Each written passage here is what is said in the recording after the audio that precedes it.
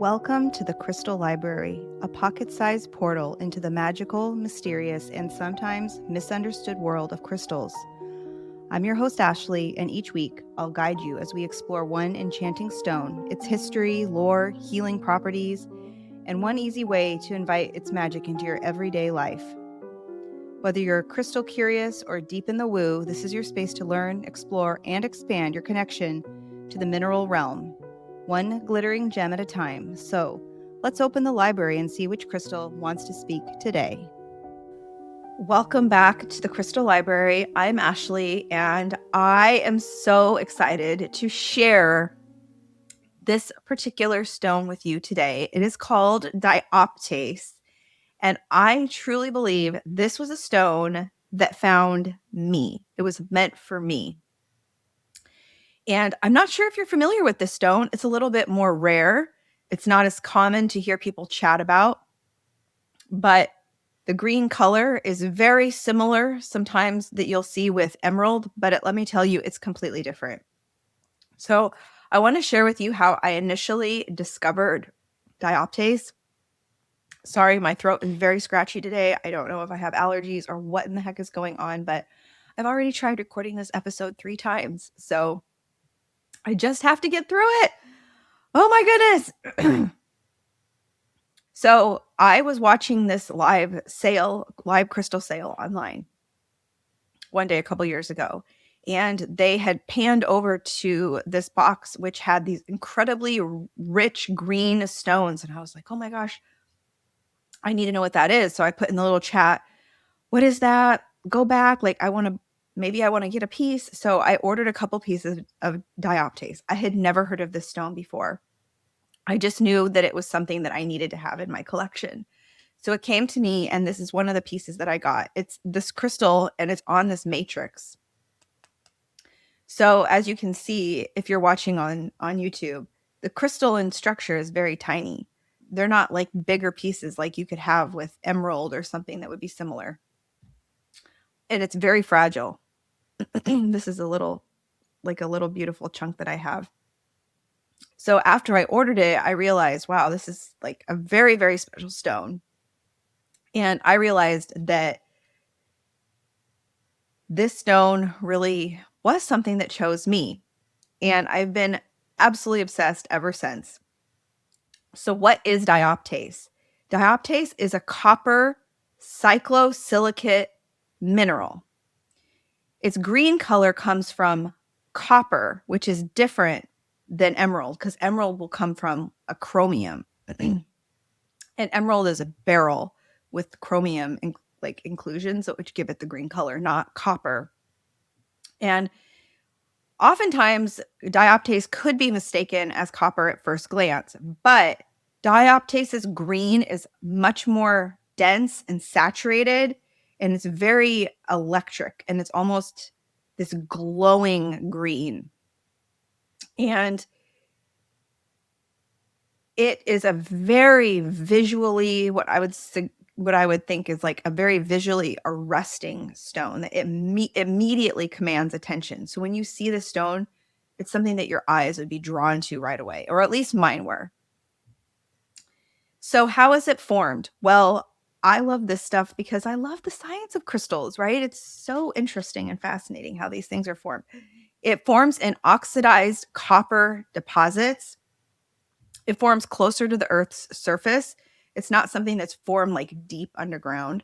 And it's formed by copper that has already been exposed to air and water.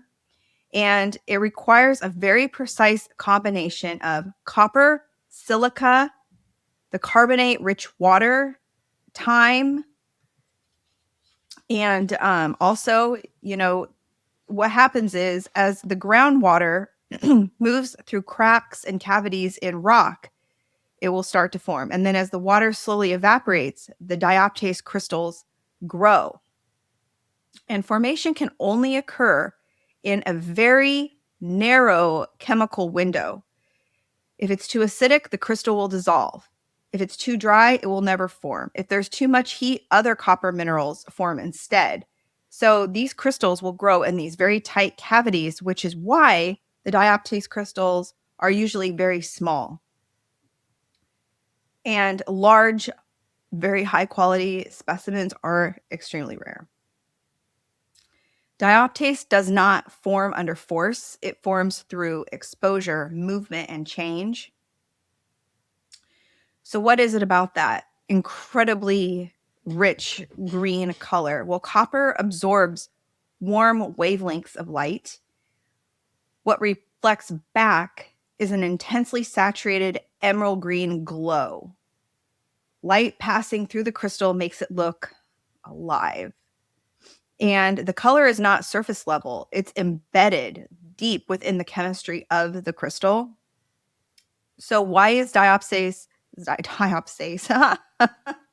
dioptase so rare and expensive? Well, it's found in very limited locations in the world. We're thinking Namibia, Kazakhstan, the Congo. Many of the sources of it, the mines are old or have been closed. And these crystals tend to be very fragile and difficult to extract. So even like museum grade dioptase is often in small sizes. And I think that even though, and this is what I've experienced a lot on my crystal journey through the years, some of my most powerful stones that I have are not based on the size of the specimen that I have. It's really based on the power that I feel when I'm with that stone, right? So even a teeny tiny piece can be very powerful. I was recently in San Francisco, and there's a shop down on Pier 39, and they have this huge chunk of dioptase when you first walk in. It's like thousands and thousands of dollars, but it's absolutely gorgeous. What is the difference now between dioptase versus emerald? Let's just do like a very brief comparison. I'm going to have a little cup. Oh my gosh, you guys. I was out at a girls' weekend, and obviously my brain is not functioning today. I'm trying my best, but I need coffee. I need all the things to get through today. But anyway, so emerald is stable. It's ancient heart energy. It's all about growth, wisdom, abundance, whereas dioptase is very much about emotional truth and grief, forgiveness, release. It can feel very intense and catalytic. So emerald is a stone that teaches the heart how to grow, and dioptase is a stone that teaches the heart how to feel. Dioptase is traditionally dedicated to Venus. It is a stone of real expectations of love. So this is a stone that we want to carry with us if we are maybe looking for a new relationship, but we don't want to, when we're going out and we're dating and things like that, we don't want to give up at the first imperfection that we see in another person. And we don't want to just wait and wait and wait and wait forever for an ideal partner who may not exist, right? Like we can always find some sort of imperfection in someone. And we're not yearning for someone who will never commit. And we're not expecting our partner to fix our life. Dioptase brings attention back to the present moment. Life is not meant to be postponed. You don't wait for special occasions. Every day is the special occasion. Now, I think about this, and this is just an aside. So I think a lot of times I was kind of reflecting on this as I was creating this episode about dioptase.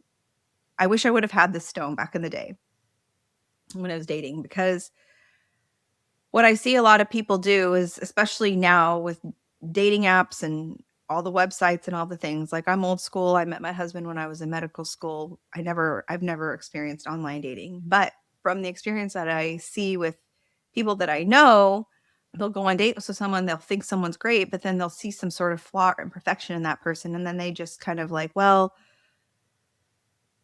okay, well, there's got to be someone better out there. And they just keep going and going and going and keep trying to find that perfect person. Well, nobody perfect exists. And I think specifically to my own experience with love and relationships, if I had seen my own husband, if I had seen him on a dating app and he had described himself, he's probably not someone that I would have picked.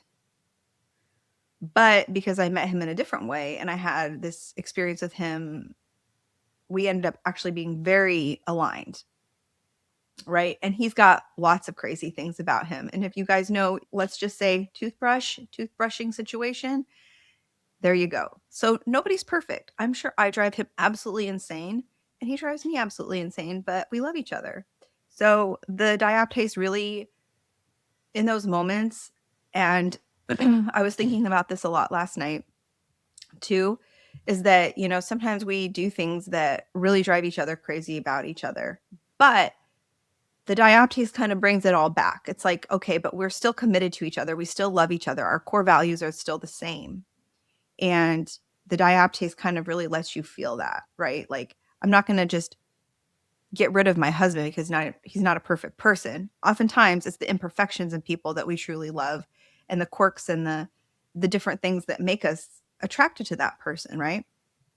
So the other thing that I've been really thinking about this year, especially in relationship to this particular crystal, is that, you know, a lot of us will save certain outfits, will save certain perfumes or certain earrings or jewelry or whatever for that special occasion. And dioptase is here to remind us that every day is a special occasion, right? I don't only work with dioptase because it's a super special stone in my collection. I don't only work with it on moments that feel very special and elevated. I work with it all the time. It's a stone I go back to all the time. I have it sitting on my desk. It's something that I look at constantly as this reminder that every day is the special occasion. Like, why can't we wear the fancy outfit today? Why can't we wear our favorite jewelry? Why can't we wear that special perfume? Every day is the day. Every day is the occasion. And so when you're working with the stone, or if you ever get the stone, I think it's a great reminder that every day is that special moment. So for advanced practitioners, if you are someone that works with crystals regularly, or maybe you're new to the crystal world, dioptase is something that really supports healing wounds from this lifetime and previous lifetimes.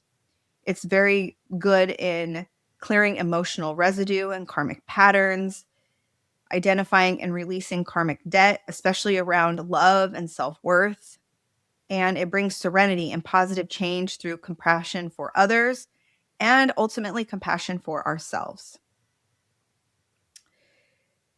Dioptase has been used as a green paint and pigment in paint back to the Iron Age. This is just something fun to think about.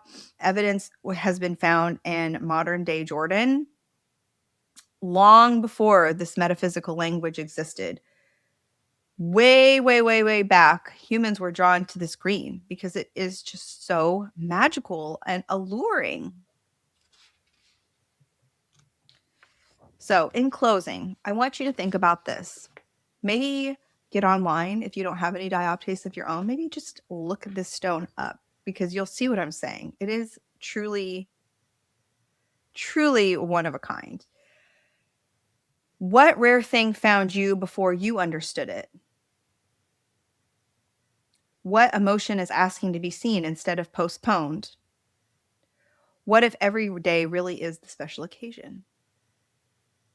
And with all of that, that's what I have for you. So go out and do a little bit of dioptase research on your own. I would love if you would reach out to me about it if you have any questions. If you're interested in where maybe you could acquire some, I do recommend a few different sources if you really want to get some. I do not recommend Amazon or anything like that. No, you have to be very careful how you're sourcing this material because, like I said, it's rare and it's hard to come by and it's very expensive. So you want to make sure that you're getting it from reputable sources. And with all that being said, you all have a beautiful day, and I can't wait to chat with you again next week. Thank you for visiting the Crystal Library. I hope today's stone offered just the magic you needed. If you loved this episode, share it with your favorite mystic and tag me on Instagram at mystical.mama.ash or at Bid Crystal Energy Podcast. And if you're feeling generous, leave a 5-star rating and review. It helps this magic reach more curious souls. Until next time, keep your crystals close and your intuition closer.